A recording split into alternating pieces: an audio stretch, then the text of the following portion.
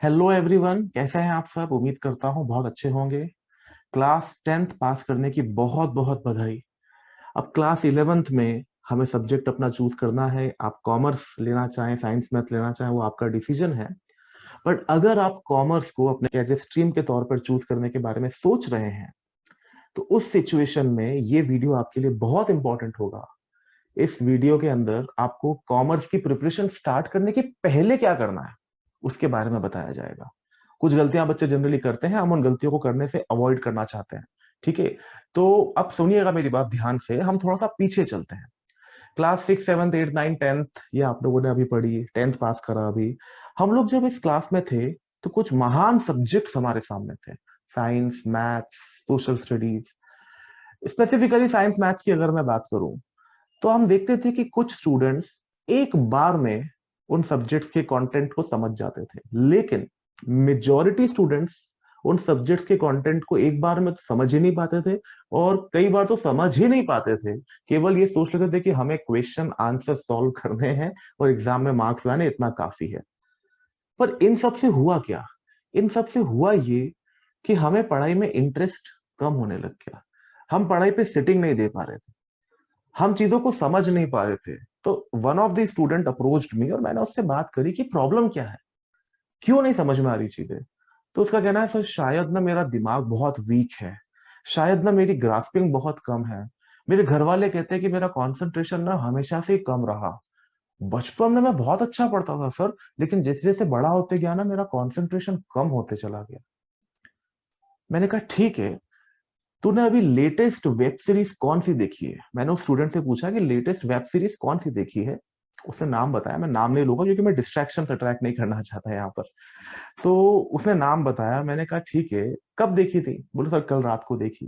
बोले एक ही रात में पूरा सीजन निपटा दिया? बोले हाँ सर।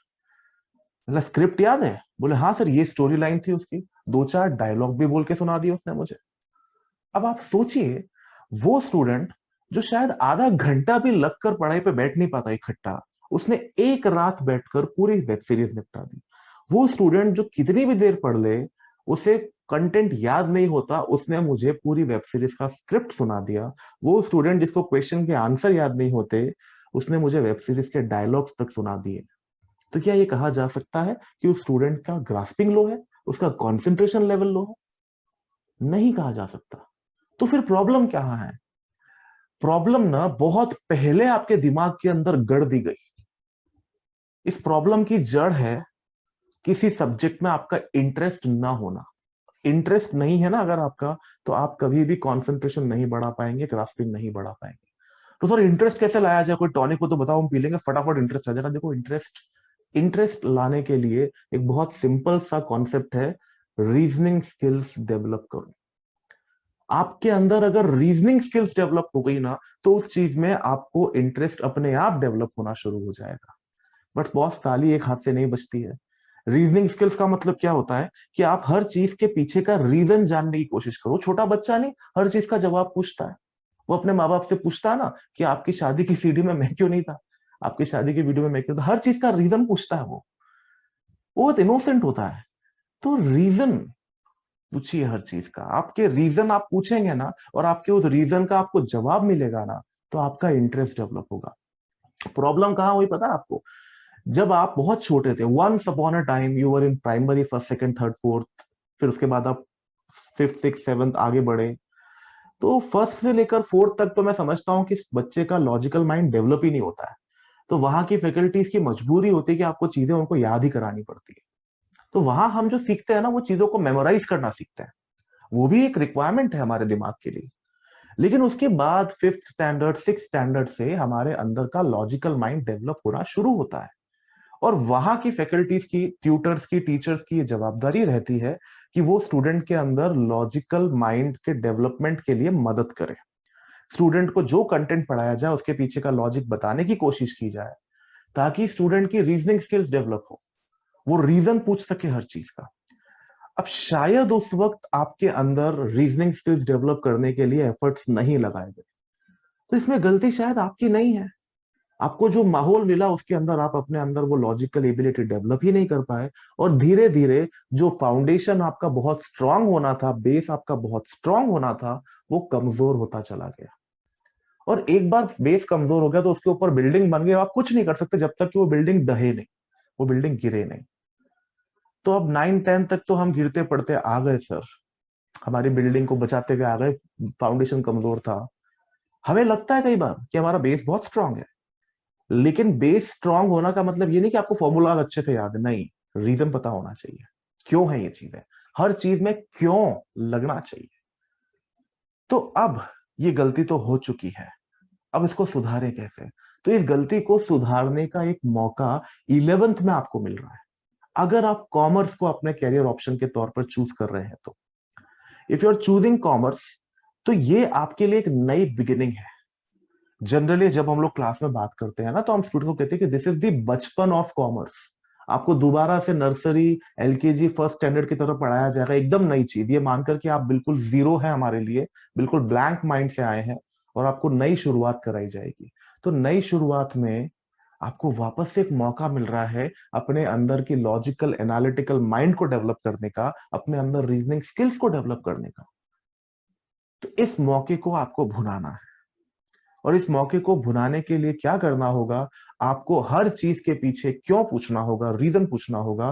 तो सर इसको कैसे डेवलप किया जाए, आप सॉल्यूशन बताइए ना, आप बार बार प्रॉब्लम पे बात कर रहे हैं, तो सॉल्यूशन भी मैं आपके पास लेकर आया हूं।